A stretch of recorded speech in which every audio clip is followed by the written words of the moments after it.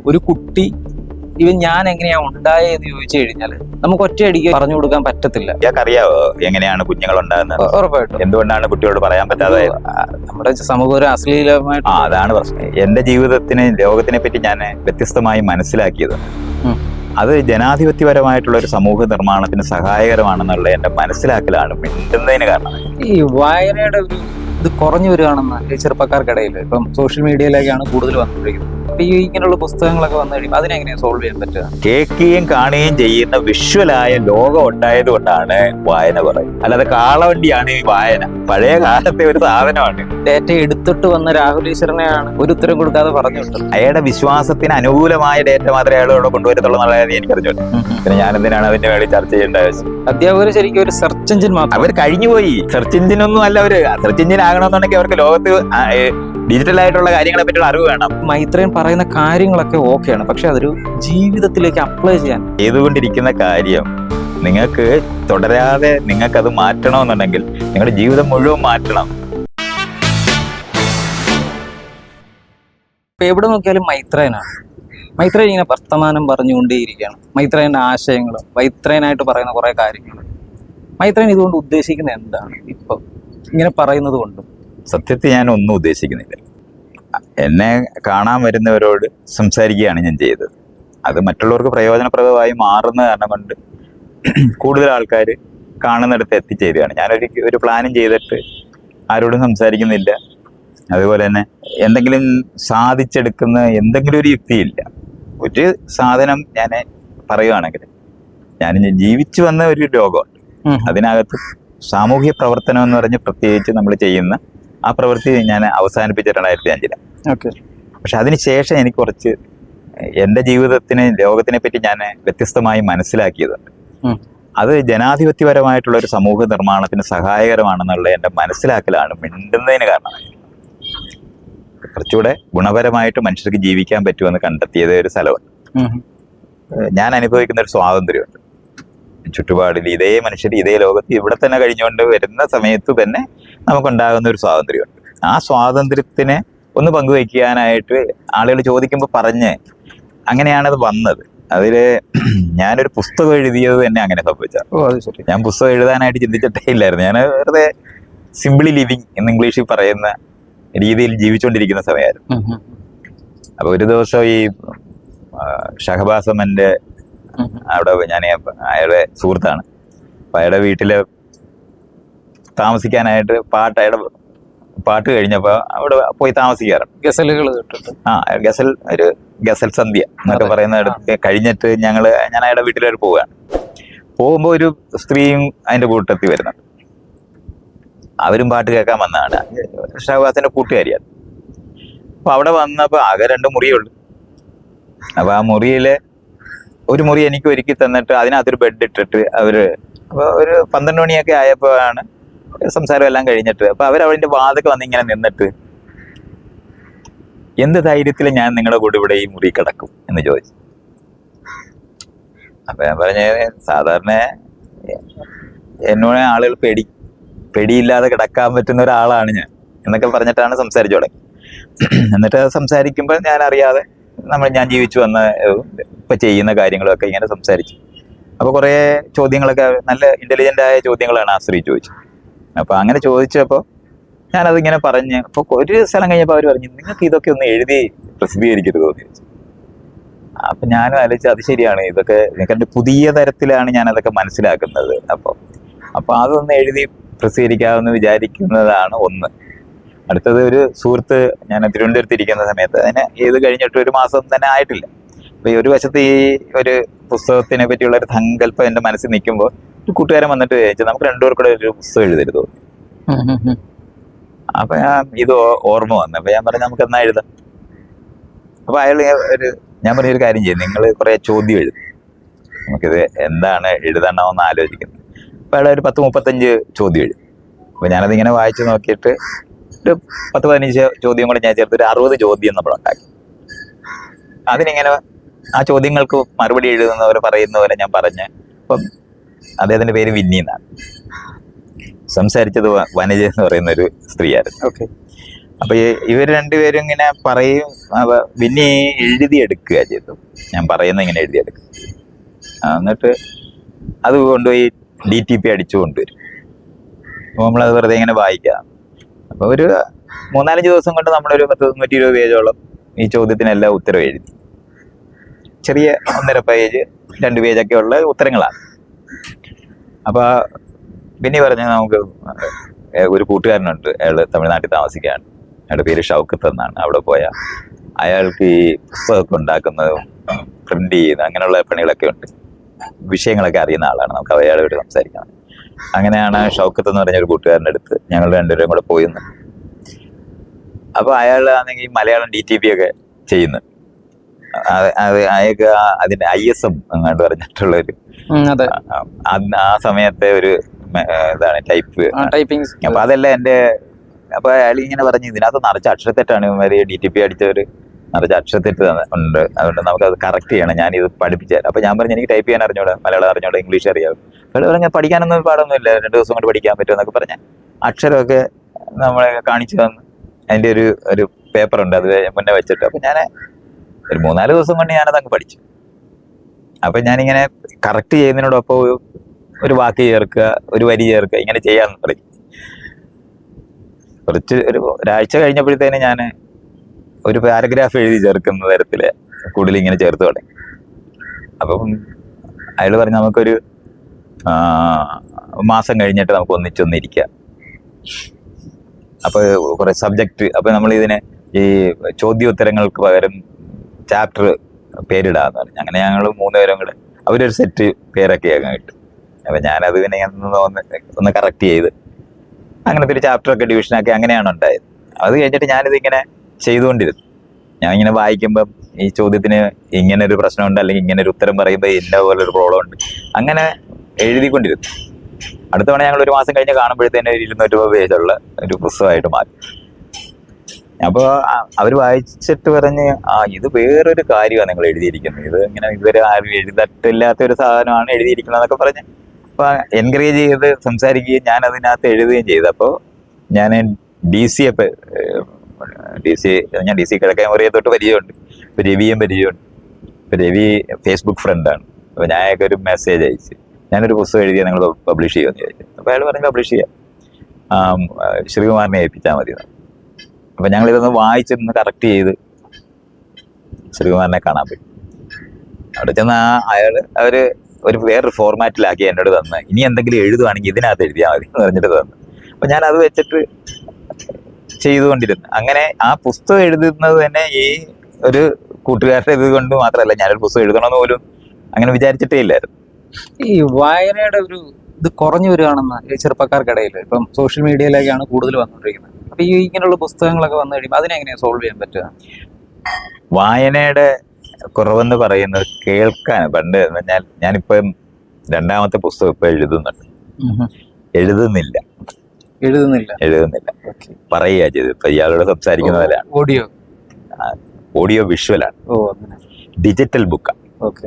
കാണുന്നവർ വിഷ്വലൈസ് ചെയ്ത് അവർക്ക് വെറുതെ കണ്ടാൽ മതി, വെറുതെ കേട്ടോണ്ടിരുന്നാൽ മതി. അപ്പൊ ഞാൻ എഴുതിയ ആദ്യത്തെ പുസ്തകത്തിന്റെ ഓഡിയോ ബുക്കുകൾ ഉണ്ടാക്കണമെന്ന് പറഞ്ഞിട്ട് ആളുകളെ ചോദിക്കുമായിരുന്നു. എനിക്കൊന്നൊരു 7-8 എണ്ണമെങ്കിലും ഉണ്ടായിട്ടുണ്ട് ഓഡിയോ ബുക്ക്. ഓരോ പ്ലാറ്റ്ഫോമിലാണ് നമുക്ക് കാണാം. എല്ലാം ഈ എന്താണ് കുക്കു FM പോലൊക്കെയുള്ള യൂട്യൂബിനകത്ത് പല സ്ഥലത്ത് ഓഡിയോ ബുക്കുകളുണ്ട്. അപ്പൊ അത് കാരണം കൊണ്ട് ആ ഓഡിയോ ബുക്ക് ഒന്നും തന്നെ ഞാൻ യാതൊരു ബന്ധവും എനിക്ക് അതിനകത്തില്ല, ആളുകൾ തന്നെ ഉണ്ടാക്കി ഇട്ടതാ. അപ്പൊ അത് അങ്ങനെ ഉണ്ടായിരിക്കുന്ന കാരണം കൊണ്ട് ഞാൻ പിന്നെ കണ്ടത് ഈ ഭാഷയുണ്ടായി ആളുകൾ തമ്മിൽ സംസാരിക്കുന്ന സമയത്ത് ഒരാളുടെ അഭാവത്തില് അയാൾ പറഞ്ഞത് മറ്റൊരാളിനെ അറിയിക്കണമെന്ന് വരുന്നപ്പോഴാണ് നമ്മൾ ഈ അക്ഷരം കണ്ടുപിടിക്കുന്നത്. അവര് 6000-7000 വർഷമായി നമ്മൾ ഈ അക്ഷരം കണ്ടുപിടിക്കാൻ തുടങ്ങിയിട്ട്. അപ്പം 6000-7000 വർഷത്തിന് ശേഷം നമ്മൾ ഇപ്പൊ ഇപ്പൊ നിങ്ങൾ പറയുന്ന കാര്യം എഴുതി വെച്ചാൽ തെറ്റാതെ അപ്പുറത്ത് കൊണ്ടുപോയി കൊടുക്കാൻ പറ്റും. അപ്പൊ നമ്മൾ ഒരു കത്ത് എഴുതിയിട്ട് ഒപ്പിടത്തില്ലേ, അല്ലെങ്കിൽ കത്ത് എഴുതി സീൽ വെക്കുക, ഇത് പറഞ്ഞത് തന്നെയാണ്, ഇയാൾ തന്നെയാണ് അത് ചെയ്തതെന്ന് പറഞ്ഞതെന്നുള്ള കാര്യത്തിനകത്ത് ചെയ്താണ് നമ്മൾ ഒരു സ്ഥലത്ത് നിന്ന് മറ്റു സ്ഥലത്തേക്ക് ദേശപരമായി കടത്തിക്കൊണ്ടു പോകുന്ന ഒരു രീതിയാണ് എഴുത്ത്. പക്ഷെ അതിനോടൊപ്പം തന്നെയാണ് കാലത്തിനകത്തും അതിന് യാത്ര ചെയ്യുക. കാരണം എഴുതിയ സാധനം ഒരു പേപ്പറിനകത്തോ അല്ലെന്നുണ്ടെങ്കിൽ ഒരു ക്ലേ ടാബ്ലറ്റിലോ അല്ലെങ്കിൽ ഒരു തടിയേലോ എഴുതി വെച്ചാൽ അത് വീണ്ടും വീണ്ടും കാലത്തിനകത്തൂടെ കടന്നു വരാൻ പറ്റും. അപ്പൊ ആശയങ്ങൾ എന്ന് പറഞ്ഞാൽ നമ്മൾ ബുക്കുകൾ എന്ന് പറയുമ്പോൾ മറ്റു മനുഷ്യരാണെന്നറിയാം. അല്ല, ബുക്ക് എന്ന് പറയുമ്പോൾ ബുക്കിനകത്ത് അറിവിരിക്കുകയല്ല, മറ്റു മനുഷ്യരിൽ തന്നെയാണ് അറിവുള്ളത്. മനുഷ്യരുടെ റെപ്രസെന്റേഷനാണ് ബുക്കുകൾ. അപ്പോൾ ആ ബുക്കിനകത്തൂടെ എഴുത്തിനകത്തൂടെ അത് വരാൻ തുടങ്ങിയോടെയാണ് നമ്മൾ ഈ ബുക്കിനകത്ത് ബുക്കിൽ കൂടെയാണോ നിങ്ങൾ ബുക്കുകൾ വായിക്കുന്നു എന്നൊക്കെ ചോദിക്കുമ്പോൾ ആയിരക്കണക്കിന് ബുക്കുകൾ എന്ന് പറയുന്ന ആയിരക്കണക്കിന് മനുഷ്യരാണ് നമ്മളൊക്കെ. അങ്ങനെ ഡേറ്റ എടുത്തിട്ട് വന്ന രാഹുൽ ഈശ്വരനെയാണ് ഒരു ഉത്തരം കൊടുക്കാതെ പറഞ്ഞു വിട്ടത്. അല്ല, അത് അങ്ങനല്ല. ആ സ്ഥലത്തെ ഉള്ള അർത്ഥമല്ല ഞാൻ ഈ പറഞ്ഞത്. അത് എന്ന് പറഞ്ഞാൽ അയാളൊരു വിശ്വാസിയാണെന്ന് ഡിക്ലെയർ ചെയ്തിട്ട് വിശ്വാസിക്ക് പിന്നെ ഒരു ഡേറ്റയെ ആവശ്യമില്ല. പിന്നെ അയാൾ ആ ഡേറ്റ ഉന്നയിക്കുന്നത് എന്നെ ഡിഫീറ്റ് ചെയ്യാനായിട്ട് മാത്രമല്ല. അയാളപ്പോ ഒരു ഡേറ്റ എടുക്കുന്ന പിന്നെ അയാളുടെ വിശ്വാസത്തിന് അനുകൂലമായ ഡേറ്റ മാത്രമേ അയാൾ ഇവിടെ കൊണ്ടുവരത്തുള്ളൂ എന്നുള്ളത് എനിക്ക് അറിഞ്ഞോളൂ. പിന്നെ ഞാൻ എന്തിനാണ് അതിന്റെ വേണ്ടി ചർച്ച ചെയ്യേണ്ട ആവശ്യം?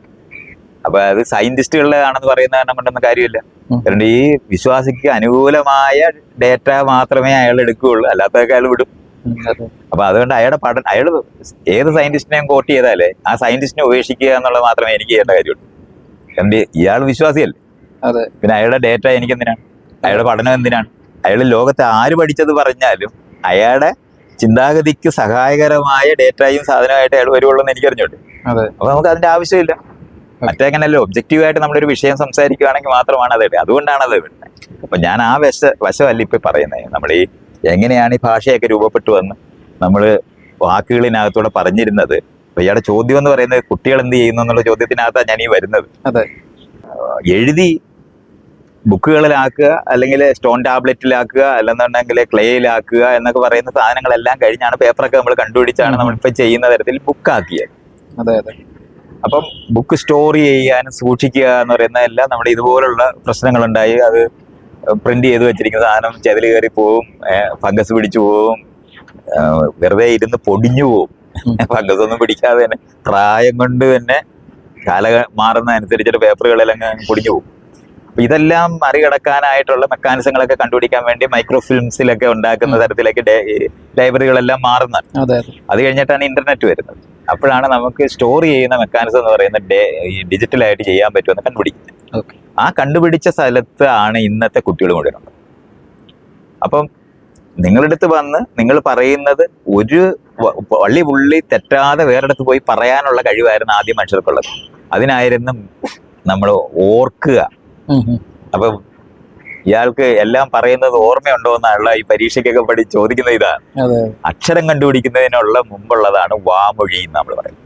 കേൾക്കുകയും കാണുകയും ചെയ്യുന്ന വിഷ്വലായ ലോകം ഉണ്ടായത് കൊണ്ടാണ് വായന പറയുന്നത്. ഇതുകൊണ്ടാണ് ഞാൻ ഇന്ന് ഡിജിറ്റൽ ബുക്ക് ഉണ്ടാക്കുന്നത്. എഴുതാത്തത് എന്താണെന്നുള്ള ചോദ്യത്തിന് ഇയാൾ ആ പറഞ്ഞ ചോദ്യത്തിന് ആ ഉത്തരം അറിയണം. അപ്പം ഇന്നത്തെ കാലത്ത് നേരിട്ട് ഏത് രാജ്യത്തിരുന്നാലും നേരിട്ട് സംസാരിക്കുമ്പോൾ വാമൊഴിയായിട്ട് തന്നെ ഇന്ന് കേൾക്കാൻ പറ്റുന്നോണ്ടാ വരമൊഴി ആക്കണ്ടാത്ത, എഴുതി ആക്കണ്ട. അതുകൊണ്ട് പുസ്തകം വായിക്കാത്ത കുട്ടികളെ കാണുമ്പോൾ അവർ കേൾക്കുകയും കാണുകയും ചെയ്യുന്നതുകൊണ്ടാണ് അവർ വായിക്കാതായത്. അല്ലാതെ കാളവണ്ടിയാണ് ഈ വായന. പഴയ കാലത്തെ ഒരു സാധനമാണ്. അതും അറിയണം. ഇപ്പൊ നമ്മൾ രണ്ടുപേരും പറയുന്നത് ഇത് നിങ്ങൾ പോഡ്കാസ്റ്റ് നിങ്ങൾ ഇടുന്ന സമയത്ത് ഇത് എഴുതിയെടുത്ത് വായിക്കുകയാണെന്നുണ്ടെങ്കിൽ ബോറടിച്ച് ചത്തുപോകും. തീർച്ചയായിട്ടും. അത്രയും ലളിതം. അതുകൊണ്ട് അല്ല പിള്ളേർ വായിക്കാത്തവരായത് അവർക്ക് വിവരമുള്ളതല്ല. അത്ര അറിയണം. അത് അധ്യാപകർക്ക് വിവരമില്ലാത്തതുകൊണ്ട് അവർ അക്ഷരം പഠിപ്പിച്ചോണ്ടിരിക്കുന്നപ്പോഴും പലയിടത്തും ഈ പറയുന്നുണ്ട് വായന കുറഞ്ഞു പോയത്. വായന കുറയുന്നത് ഞാൻ പഴയ ടെക്നോളജി സാങ്കേതിക കാളവണ്ടിയാണ് വായന. വേറെ ഒന്നും അർത്ഥമില്ല. നമ്മുടെ ഹാൻഡ് ഐ ബ്രെയിൻ കോർഡിനേഷന് നിങ്ങൾക്ക് എഴുതാൻ പഠിപ്പിക്കാം. അല്ലാതെ ലോകത്തിന് അറിവുണ്ടാകാൻ വേണ്ടി അത് പഠിപ്പിക്കണ്ട. കേട്ടാലും കാണാനും കേൾക്കാനും പറ്റും. അത് പറ്റുന്നത് കൊണ്ടുപോകാൻ കഴിയാതിരുന്നപ്പോഴാണ് എന്റെ ഇടനിലയ്ക്കാണ് ഈ അക്ഷരം കണ്ടുപിടിച്ചത് ഉണ്ടാക്കിയത്. ഇന്ന് അതിന്റെ ആവശ്യമില്ല. ഡിജിറ്റലായിട്ട് നമുക്കിത് എല്ലായിടവും എത്തിക്കാൻ പറ്റും. അപ്പൊ ഞാൻ ഇരുന്ന് സംസാരിക്കുന്നത് ഇനി ഇയാൾ എഴുതി എടുത്തിട്ട് കക്ഷത്ത് വെച്ച് ബുക്കുമായിട്ട് പോകണ്ട. അതുകൊണ്ടാണ് നമുക്കത് കാണിക്കാൻ പറ്റുന്നത്. അതുകൊണ്ടാണ് പിള്ളേർക്കൊക്കെ വിവരം വന്നുകൊണ്ടാണ് അവർ കാണുന്നതും കേൾക്കുന്നത്. അവര് ഇന്റർനെറ്റിനകത്തിരിക്കുന്നതും എന്താണ് സെൽഫോണിനകത്തിരിക്കുന്നതും വിവരക്കേടാണെന്ന് യുവമാര് പഠിപ്പിച്ചോണ്ടിരിക്കുന്നത്. അവർക്ക് കാളവണ്ടി പഠിക്കാൻ അറിയാം അധ്യാപകർക്ക്. അതുകൊണ്ടാണ് യുവമാര് ഇരുന്ന സാധനം അവർ പെട്ടെന്നാണ് ഈ ലോകം മുഴുവൻ മനസ്സിലാക്കുന്നത്. അധ്യാപകർക്ക് പഠിപ്പിക്കാൻ പറ്റത്തില്ല ഇനിയത്തെ കുട്ടികളെ. കാരണം അവർക്ക് ഇവരെക്കാളും കൂടുതൽ അറിവുണ്ടായി പോകും. മറ്റേ അറിവിന്റെ കുത്തക ക്ലാസ് റൂമിലായിരുന്നു ഇരുന്നത്. അത് പോയി. അധ്യാപകർ ശരിക്കും ഒരു സെർച്ച് എഞ്ചിൻ മാത്രം. അവർ കഴിഞ്ഞുപോയി.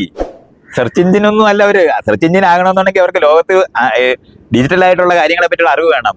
എത്ര അധ്യാപകർക്ക് ഈ ആപ്ലിക്കേഷൻസ് ഒക്കെ ഉപയോഗിക്കാൻ അറിയാം? അത്ര ലളിതമാണ്. അമ്മയുടെ അച്ഛനും വിവരം ഉണ്ടെന്നൊക്കെ എല്ലാവരും പറയത്തില്ല.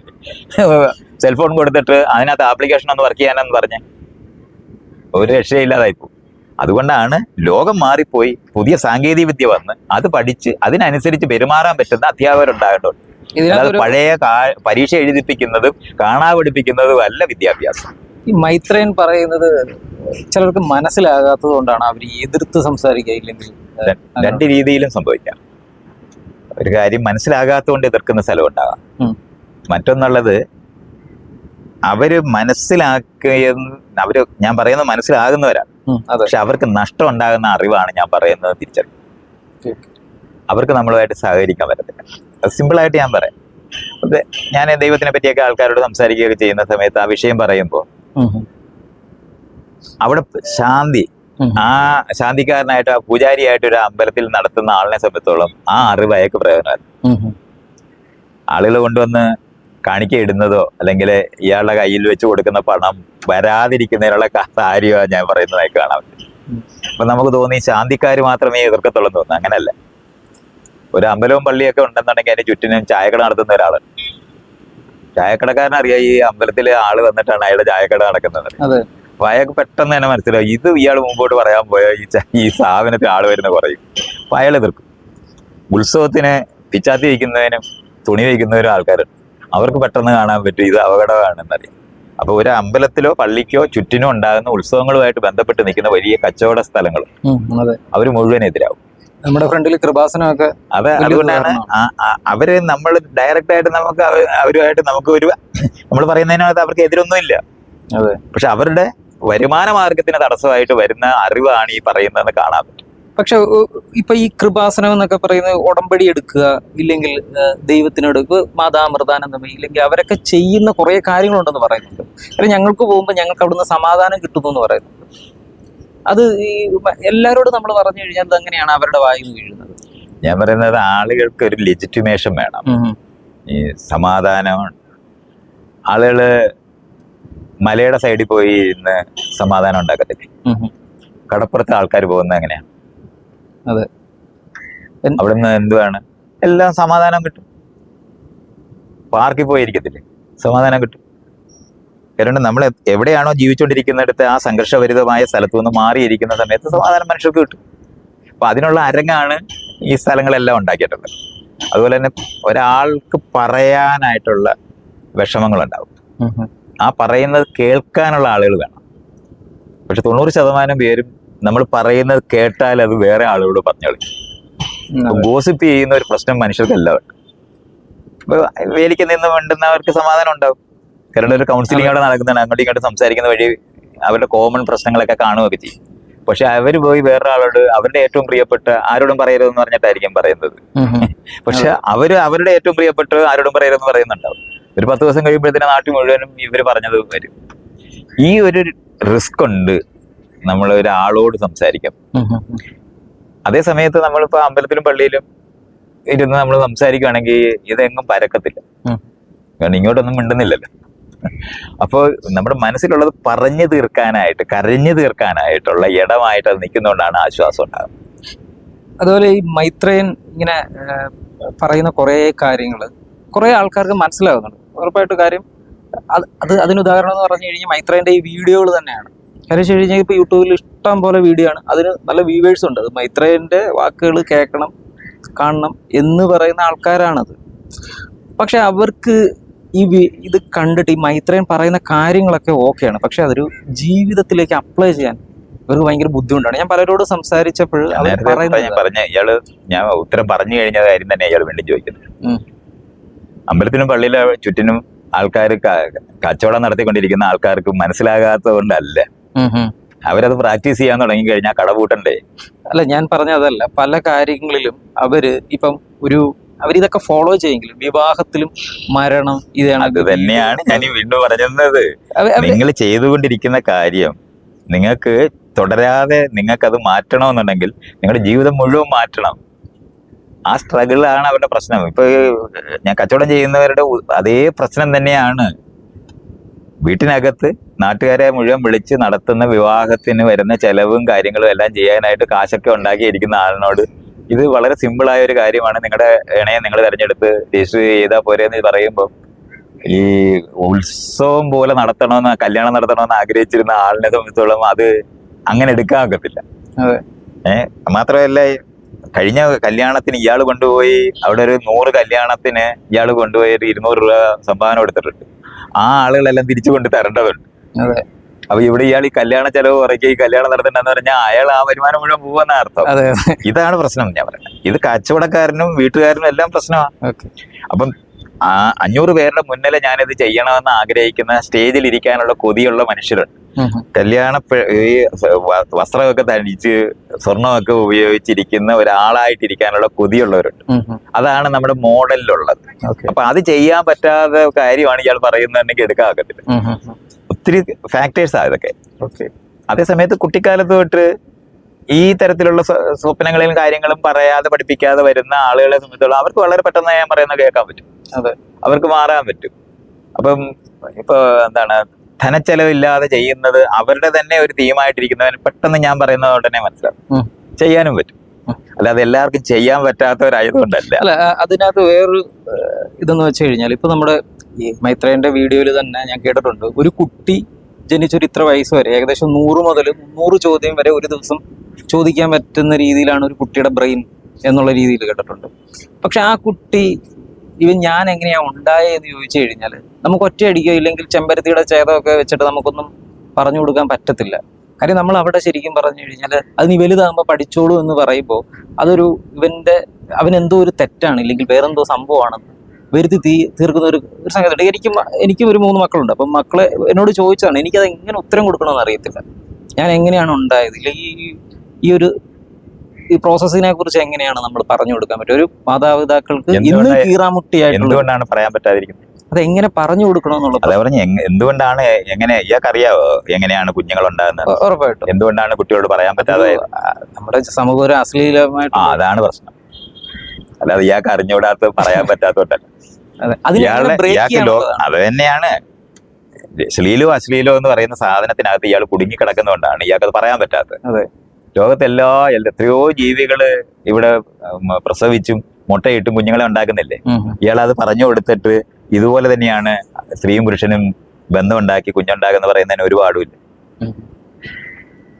വീടിന്റെ മുൻവശത്ത് ഇരിക്കുന്ന പൂച്ച, കോഴി, ഇതിനെപ്പറ്റി ഇയാൾ പറഞ്ഞു തുടങ്ങിയാൽ മതി. വളരെ സ്വാഭാവികമായി മറ്റു ജീവികളുണ്ട്. പൂക്കൾ എങ്ങനെയാണ് കായായി മാറുന്നതെന്ന് പഠിപ്പിക്കാൻ പറ്റും. വണ്ട് എങ്ങനെ വരുന്നത്, ഇതെല്ലാം പറയാൻ പറ്റും. ഇയാൾ ഈ അശ്ലീലം എന്നൊക്കെ പറഞ്ഞ് ഇയാൾ പഠിക്കുന്ന കാരണം കൊണ്ടാണ് ഇയാൾക്ക് പറയാൻ പറ്റുന്നത്. ഞാൻ പഠിച്ചു വന്നൊരു സമൂഹത്തിന്റെ ഒരു പ്രശ്നം അത് തന്നെ. അത് അറിയുന്ന സമയത്ത് കാർ അടിക്കാൻ ഇവിടുത്തെ സമൂഹത്തിന് അറിയാമായിരുന്നോ? ഇല്ല, പഠിച്ചിട്ടില്ലേ ഇത് പറയുന്നത്? തീർച്ചയായും. അത്ര ലളിതമല്ലേ? സയൻസ് അല്ല ഇയാൾ സ്കൂളിൽ പഠിക്കുന്നതെല്ലാം വീട്ടുകാർക്കും നാട്ടുകാർക്കും ഒക്കെ അറിയാവോ? അറിഞ്ഞൂടാ. പിന്നെ അതെങ്ങനെ പഠിപ്പിക്കുന്നത്? അതിന് പഠിച്ചിട്ട് പഠിപ്പിക്കുന്നവരാണ്. അത്രയും ലളിതമായത്. അത്ഭുതകരമായ ഒന്നും അതിനകത്തില്ല. ഇയാൾക്ക് ഇത് പഠിപ്പിക്കുന്നത് തെറ്റാണെന്ന് ഇയാൾ വിചാരിക്കുന്നത് അതല്ല. ഈ അങ്ങനെ എസ്കേപ്പ് ആകുമ്പോൾ അത് കുട്ടിക്കൊരു ഒരു എസ്കേപ്പും ഇല്ലല്ലോ ഇതിനകത്ത്. ഇയാൾ പഠിപ്പിക്കാതിരിക്കുന്നത് വഴിയാണ് കുട്ടിക്ക് അത് മനസ്സിലാവുന്നത്. അത് കുട്ടിക്കൊരു പ്രശ്നമല്ല എന്നാണ്. കുട്ടിക്ക് പ്രശ്നമാണ്, താനാണ് പ്രശ്നം. അതെ, അല്ലാതെ കുട്ടിക്കല്ല പ്രശ്നം. അല്ല, അങ്ങനെ കുട്ടി തേടി പോകുന്ന ഒരു കുട്ടി തേടി പോകുമ്പോഴാണ് നിങ്ങൾ വീണ്ടും കുഴപ്പമാകുന്നത്. കാരണം അമ്മയും അച്ഛനായിട്ട് ആകേണ്ടവരല്ലാത്ത ഒരു കൊച്ചിനെ ഉണ്ടാക്കുന്നതാണ് അതിന്റെ പ്രശ്നം. അമ്മയും അച്ഛനും ആകാൻ യോഗ്യതയില്ല. കുട്ടികളുടെ പേരന്റ് ചെയ്യാൻ അറിഞ്ഞുകൂടാത്തവര് കൊച്ചിനെ ഉണ്ടാക്കുമ്പോഴുള്ള പ്രശ്നമാണത്. അതെന്താ കാണാത്തെ? ഇയാൾക്ക് PSC ടെസ്റ്റ് ഒക്കെ എഴുതിയിട്ടാണല്ലോ ബാക്കി ജോലിക്കൊക്കെ പോകുന്നത്. കൊച്ചിനെ ഉണ്ടാക്കുന്നവർക്ക് കൊച്ചിനെ ഉണ്ടാക്കാൻ അറിയാവോ? വളർത്താൻ അറിയുന്നവരൊക്കെ. വളർത്താനുള്ള ട്രെയിനിങ് കൊടുക്കാതെ അമ്മയും അച്ഛനും ആക്കി മാറ്റുമ്പോഴാണ് നിങ്ങൾ ഈ പറയുന്ന പ്രശ്നം മുഴുവൻ ഉണ്ടാകുന്നത്. അല്ല, ചില ഡോക്ടേഴ്സ് ഒക്കെ നമ്മളോട് പറയുന്നത് നിങ്ങളത് പറഞ്ഞു കൊടുക്കണം. അത് തന്നെ. ഡോക്ടേഴ്സ് അത് പറയുമ്പോൾ ഇപ്പൊ ഞാൻ ഈ പറഞ്ഞപ്പോ ഇയാൾക്ക് ഒരു മിനിറ്റ് കൊണ്ട് പറയാൻ പറ്റും. അതെ, തീർച്ചയായിട്ടും, ഉറപ്പായിട്ടും. എങ്ങനെയാണ് ചെടിയില് കായ ഉണ്ടാകുന്നതെന്ന് പറഞ്ഞു തുടങ്ങി കഴിഞ്ഞാല് അശ്ലീലം ശ്രീലോ ഒന്നും പിന്നെ ഇയാളുടെ മനസ്സിലൊന്നും വരുത്തില്ല. പട്ടി എങ്ങനെയാണ് ഇതേണ്ട ഇങ്ങനെയാണ് ഇണ ചേരുന്നത്. അവിടെ കണ്ണിന്റെ മുമ്പിൽ ഇണ ചേരുന്ന ഇയാൾക്ക് കാണിക്കാൻ പറ്റും. അതിന് ഇയാൾ അശ്ലീലമാണ് അതെന്ന് പറയേണ്ട കാര്യമൊന്നുമില്ല. അല്ല ഞാനെന്ന് പറയുന്ന വ്യക്തിയിലല്ല ശരിക്കും പറഞ്ഞ ഈ നമ്മുടെ അപ്പനമ്മമാരുടെ അപ്പനും അമ്മമാരെ അല്ലല്ലോ ഇയാളെ കൊച്ചിനെ വളർത്തിക്കൊണ്ടിരിക്കുന്നത്, താനല്ലേ? അതല്ല. അപ്പൊ പിന്നെ തനിക്ക് താൻ അപ്പൊ അതുകൊണ്ടാണ് ഞാൻ പറയുന്നത്, വല്ലവരെ ഏൽപ്പിക്കുന്നത് വഴിയാണ് താൻ ഇത് പറയാൻ പറ്റാതായി പോകുന്നതെന്നാണ് ഞാൻ ഈ പറയുന്നത്. അങ്ങനെ അല്ലാതെ വിഷയം പറയാൻ അറിഞ്ഞുകൂടാതിരിക്കുന്നതല്ല, വിഷയം അറിയാം. ഇയാളെ വളർത്തിയ അമ്മയുടെ അച്ഛന്റെയും യുക്തിക്കകത്താണ് താൻ ഇന്ന് ജീവിക്കുന്നത്. അതെ. സ്കൂളിൽ പഠിച്ച ആളല്ലേ? അതെ. അമ്മയ്ക്കും അച്ഛനും എന്താണ് കെമിസ്ട്രി ലാബിൽ എന്താ നടക്കുന്നതെന്ന് അറിയാവോ? അറിഞ്ഞൂടാല്ലോ. അപ്പൊ പിന്നെ അമ്മയും അച്ഛനും പറയുന്ന അറിവല്ലല്ലോ എന്ന് ഇയാൾക്കുള്ളത്. അപ്പൊ ഇത് പറഞ്ഞു കൊടുക്കാൻ പഠിക്കാത്തതുകൊണ്ട് മാത്രമുള്ള പ്രശ്നമേ ഉള്ളൂ. അല്ലാതെ ഒരുപാടും ഇല്ല. ഞാൻ എന്റെ കുട്ടിയോട് പറയുന്ന സമയത്ത് എനിക്കിതൊരു പ്രശ്നമില്ലാതെ പറഞ്ഞു കൊടുക്കാൻ പറ്റും. അല്ല, അങ്ങനെ മാതൃകയായിട്ടുള്ള ഒരാള് എല്ലാ തരത്തിലും മാതൃകയുടെ പ്രശ്നമല്ലത്, അറിഞ്ഞ് പ്രവർത്തിക്കുന്നതിനെ പറ്റിയാ പറയുന്നത്. അല്ല നമ്മൾ ആരെങ്കിലും മോഡലാകുക ഒന്നും അല്ല. വണ്ടി ഓടിക്കാനായിട്ട് ഇയാളുടെ കുട്ടിയെ പഠിപ്പിക്കുമ്പോ ഇയാളെങ്ങനെ പഠിപ്പിക്കുന്നേ? അതിന്റെ തുടക്കം സിമ്പിൾ അല്ലേ? ഇത്രയും ലളിതമല്ലേ? അല്ലാതെ വണ്ടി ഒരു ദിവസം കയ്യിൽ കൊടുത്തിട്ട് ഓടിച്ചു നോക്ക് എന്ന് പറയാൻ പറ്റുമോ? പരിശീലനം കൊടുക്കണം. അതാണ് പഠിപ്പിക്കുക എന്ന് പറഞ്ഞത്. പേരന്റിങ് അറിഞ്ഞുകൂടാത്തതുകൊണ്ടാണ് ഇയാൾ വിഷമിക്കുന്നത്. അല്ലാതെ അമ്മയച്ഛന്മാർക്ക് ഒത്തിരി കാര്യങ്ങൾ അറിഞ്ഞുകൂടാ. ഈ ഇവിടുത്തെ റോഡിലെല്ലാം എത്രയോ സൈനുകൾ വരച്ചു വെക്കത്തില്ലേ? അമ്മയച്ഛനും അറിയാവോ? അവർക്ക് അറിഞ്ഞൂടാ. അവർ വണ്ടി ഓടിച്ചിട്ടില്ലാത്തവരും വണ്ടി അറിഞ്ഞൂടാത്തവരും റോഡിലെ സൈൻ നമ്മളത് പഠിക്കുകയും ചെയ്യുമ്പോഴാണ് അതെല്ലാം മനസ്സിലാകുന്നത്. അതിനകത്ത് അത്ഭുതകരമായ ഒന്നുമില്ല. അല്ലാതെ അശ്ലീലം എന്നൊക്കെ പറയുന്നത് ലോകത്തിനെ പറ്റി അറിഞ്ഞൂടാത്ത കാലത്ത് ആൾക്കാർ പറയുന്ന കാര്യങ്ങളല്ലേ. നമുക്ക് ബയോളജി പഠിക്കുന്നില്ലേ? നമ്മൾ സ്കൂളിൽ പഠിക്കുന്നതല്ലേ? അപ്പൊ നമുക്ക് കാണരുത് എങ്ങനെയാണ് ഒരു വിത്ത് മുളയ്ക്കുന്നത്.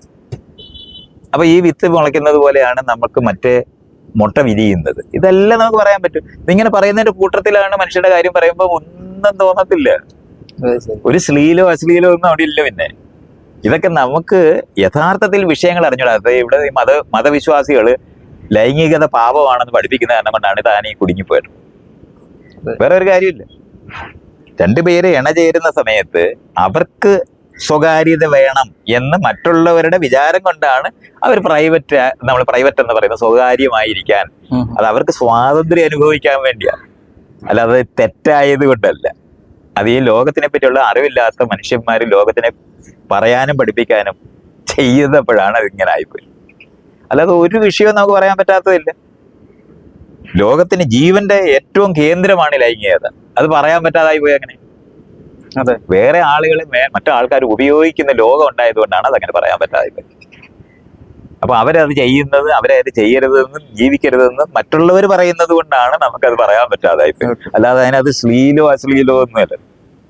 നമ്മളെ പഠിപ്പിച്ചു വെച്ചിരിക്കുന്ന പഠിപ്പിച്ച വെച്ചതല്ല ഇയാൾ ജീവിക്കുന്നതെന്നാണ് ഞാൻ പറയുന്നത്. അങ്ങനെയാണ് ഇയാൾ ഇപ്പൊ ഈ വീട്ടിൽ നിന്ന് പഠിപ്പിച്ചതാണോ ഇന്റർവ്യൂ ചെയ്യുന്ന കാര്യം? ഒരിക്കലും. അപ്പൊ പിന്നെ അതെല്ലാം ചെയ്യുന്നില്ലേ? പിന്നെ വീട്ടിൽ നിന്ന് പഠിപ്പിച്ചത് മാത്രമേ ഞാൻ പറയുന്നുള്ള പറഞ്ഞ താൻ അതിന്റെ മുകളില് ഒരു നിമിഷം ആലോചിക്കാത്തതുകൊണ്ട്. അല്ല, എന്റെ മാത്രം സംശയം അല്ലത്. അത് തന്നെ, അത് വ്യക്തിഗതമായിട്ടല്ലല്ലോ ഞാൻ പറയുന്നേ. ഞാനൊരു അപ്പനായി കഴിഞ്ഞപ്പോ അതുകൊണ്ടാണ് ഇയാൾ അപ്പനാകുമ്പോ ജനാധിപത്യം വോട്ട് ചെയ്യാനായിട്ടുള്ള കാര്യം ഇയാളുടെ അച്ഛന്റെ അമ്മയ്ക്കും വോട്ട് ചെയ്യുന്നിടത്ത് എത്തിയിട്ടുണ്ടാവും. അതെ. പക്ഷെ അതിന്റെ അപ്പുറത്തുള്ളവർക്ക് എങ്ങനെ അറിയും? ശരിയാണ്, അവർക്കറിയില്ല. കാരണം കോൺസ്റ്റിറ്റ്യൂഷൻ എന്താണെന്ന് അവർ കേട്ടിട്ടില്ല. തെരഞ്ഞെടുപ്പ് എന്ന് പറയുന്നതല്ലേ, രാജാവ് പറഞ്ഞാൽ അനുസരിക്കണമെന്ന് പഠിച്ചിരിക്കുന്ന ആളുടെ അടുത്താണ് നിങ്ങളെ പ്രതിനിധിയെ തെരഞ്ഞെടുക്കണമെന്ന് പറയുന്നത്. ആരെ പഠിപ്പിച്ചിട്ടില്ല. അത് പഠിപ്പിച്ചാലേ മനസ്സിലാകത്തുള്ളൂ. അതുകൊണ്ട് ഞാൻ പറഞ്ഞ റോഡ് സൈൻ പഠിക്കുന്നത് പോലെ ഇപ്പം കട്ടയും ചെളിയും വെച്ച് നമ്മൾ പെരയുണ്ടാക്കുന്ന പോലെ കോൺക്രീറ്റ് ചെയ്യാൻ പറ്റുമോ? പഠിച്ചേ പറ്റൂ. അതല്ലാതെ വലിയ കട്ട വെച്ചിട്ട് ഞാൻ ഒരുത്തൻ തുരന്ന് കയറാതിരിക്കാനുള്ള ബുദ്ധിക്കാണ് നമ്മൾ ചെളി വെച്ച് പെര വെക്കുമ്പോൾ വലിയ കനത്തിലൊക്കെ വെക്കുന്നത്. ഇത്രയും ഉള്ള ഒരു കട്ടയ്ക്കകത്താണ് നമ്മൾ ഇത്രയും ഭാരമുള്ള സാധനം വെക്കുന്നത്. അതിനകത്ത് കോൺക്രീറ്റ് എന്ന് പറയുന്ന ഒരു സാധനം ചേർക്കുന്നുണ്ടാണ്, സിമന്റ് ചേർക്കുന്നുണ്ടാണ് അതിന്റെ ബലം വരുന്നത്. അപ്പൊ ചുണ്ണാമ്പ് വെച്ച് പെരയുണ്ടാക്കിക്കൊണ്ടിരിക്കുന്ന ആൾക്കാർക്ക് സിമന്റ് വെച്ച് ചെയ്യാനായിട്ട് അറിയാതെ വരും. അത് പഠിച്ചേ പറ്റൂ. ഇതെല്ലാ മേഖലയിലും എല്ലാ ദിവസവും സംഭവിച്ചോണ്ടിരിക്കുന്ന കാര്യമല്ലേ, പുതിയ കാര്യമൊന്നുമല്ല. ഇത് നിശബ്ദമാക്കി വെച്ചിരിക്കുന്ന മേഖല ആയതുകൊണ്ടാണ് ഇയാൾക്ക് പറയാൻ പറ്റാതെ. അല്ല അശ്ലീലം പ്രശ്നമല്ല, അറിയില്ലാത്തതുകൊണ്ടാണ്. പേരന്റ് ആകാനുള്ള അറിവ് തനിക്ക് വന്നിട്ടില്ലാത്തതുകൊണ്ടാണ്. അത് പഠിപ്പിക്കേണ്ടതാണ്, ക്ലാസ് റൂമിൽ പഠിപ്പിക്കേണ്ടതാണ്. എങ്ങനെയാണ് നല്ല പേരന്റ് ആകേണ്ടത്, എങ്ങനെയാണ് കുട്ടികളോട് തന്നെ പഠിപ്പിക്കേണ്ടതാണ്. നിങ്ങളെ വളർത്തിയതുപോലെ നമ്മൾ ക്ലാസ് റൂമിലേക്ക് പോയതെന്നാ? അതെ, പണ്ടുള്ളവരാരെങ്കിലും ക്ലാസ് റൂമിൽ പോയിട്ടുണ്ടോ? ഇപ്പോഴും നമ്മൾ ആദിവാസികളായി താമസിക്കുന്നവർ ഏത് ക്ലാസ് റൂമിലാണ് പോകുന്നത്? ഈ വിദ്യാഭ്യാസത്തെ കുറിച്ച് പലപ്പോഴും പറഞ്ഞിട്ടുണ്ട്. ഇങ്ങനല്ല വിദ്യാഭ്യാസം എന്ന് മാത്രമാണ് ഞാൻ പറഞ്ഞിട്ടുള്ളത്. എങ്ങനെ പഠിക്കണം, ഏത് തരത്തിലാണ് പഠനം നടക്കേണ്ടത് എന്നുള്ളതാണ് ഞാൻ പറയുന്നത്. ഈ ചില ക്ലിപ്പുകളൊക്കെ ഈ റീൽസ് ആയിട്ടൊക്കെ വരുന്നതിനകത്ത് തെറ്റിദ്ധരിക്കപ്പെടുന്നുണ്ട്. അതങ്ങനെ തന്നെയാ, അത് ചെയ്യും, അത് ചെയ്യപ്പെടും എന്ന് അറിഞ്ഞുകൊണ്ട് മാത്രമേ എനിക്ക് നിങ്ങളോട് ഉണ്ടാനൊക്കത്തുള്ളൂ. ഇത്രയും അങ്ങനെ ദേഷ്യങ്ങളൊന്നുമില്ലല്ലേ? എനിക്ക് വ്യക്തിപരമായിട്ടുള്ള ദേഷ്യങ്ങൾ എന്ന് പറഞ്ഞാൽ ഇപ്പൊ എന്നെ ഒരാള് അടിക്കുവാണെങ്കിൽ എനിക്ക് ദേഷ്യം വരും. അടിമകളെ ഉണ്ടാക്കിയ ഒരു സമൂഹമാണ്. അപ്പൊ നമ്മൾ എപ്പോഴും താങ്ങണം. അങ്ങനെയാണ് ശിഷ്യന്മാര്, ഭാര്യമാര്, അനുയായികള്, അണികളൊക്കെ ഉണ്ടാകുന്നത്. ഈ പറയുന്നത് അതാണ് അനുസരണ എന്ന് പറയുന്നത്. അഗമ്യ ഗമനം, അവിഹിതം. ബൈബിളിനകത്ത് എഴുതിയിട്ടില്ലേ മറ്റുള്ളവന്റെ ഭാര്യയെ അടുത്ത് പോകുന്നതുകൊണ്ട്? അത് തന്നെ പറഞ്ഞാൽ മതി. ശ്രീരാമന്റെ അച്ഛന് 3 ഭാര്യമാര്. മര്യാദ കേട്ടവനല്ലേ? ഇയാൾക്ക് എത്ര ബീജമുണ്ട്? ലക്ഷക്കണക്കിന്. അതെന്തിനാണ് താൻ ഒറ്റ ഒരുത്തം വിചാരിച്ചാൽ ഈ കേരളത്തിലുള്ള മുഴുവൻ സ്ത്രീകൾക്ക് ഗർഭമുണ്ടാക്കാനൊക്കത്തില്ലേ? മുസ്ലിം സ്ത്രീകൾ പർദ്ദ ധരിക്കുന്നു, അവര് ഒന്നും പുറത്ത് കാണിക്കുന്നു. അവര് അടിമകളാണ്. അവര് ഒരുത്തന്റെ വസ്തുവായി എന്നേ പോയില്ലേ? ഇംഗ്ലണ്ടിൽ നിന്ന് വന്ന കച്ചവടക്കാരാണ് നമ്മുടെ നാട്ടിൽ അടിതട വിദഗ്ധന്മാരെ മുഴുവൻ തോപ്പിച്ചത്. വാൾ പ്ലേറ്റ് ഒക്കെ ഇങ്ങനെ കാണിച്ചൊക്കെ ഇങ്ങനെ വരും. തീർന്നു. അംബാനി 500 കോടി രൂപ ഉണ്ടെങ്കിൽ ഏകഭാര്യയാണെങ്കിൽ മണ്ടനാണെന്ന് സംശയമൊന്നുമില്ല. ലക്ഷക്കണക്കിന് ആൾക്കാർ ചത്തിട്ടാണ് അലക്സാണ്ടർ ഉണ്ടാകുന്നത്. അതുപോലെ അംബാനി ഉണ്ടാകുന്നത് അങ്ങനെ തന്നെയാണ്. അല്ലാതെ അംബാനി മാത്രമായിട്ട് പണമൊന്നും ഉണ്ടാക്കത്തില്ല. അതൊക്കെ നമ്മൾ അറിയണം.